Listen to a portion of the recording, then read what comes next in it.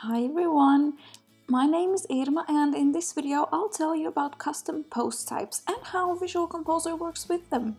First of all, if you don't know what a post type is, pages and posts are post types defined by WordPress, but there are various custom post types available that are defined by plugins and themes like WooCommerce products, for example.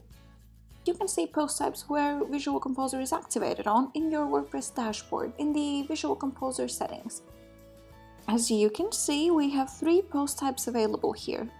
The custom post type I'm going to demonstrate on is the previously mentioned WooCommerce products. As it's disabled at the moment, we won't be able to edit the products with Visual Composer. Let's open up a product to show you. And it's the classic WordPress editor. No Visual Composer in sight. If we go back to the settings and enable the product post type, a quick save first, we can now create WooCommerce products with Visual Composer. It's that simple, everyone. Thank you all for watching and enjoy.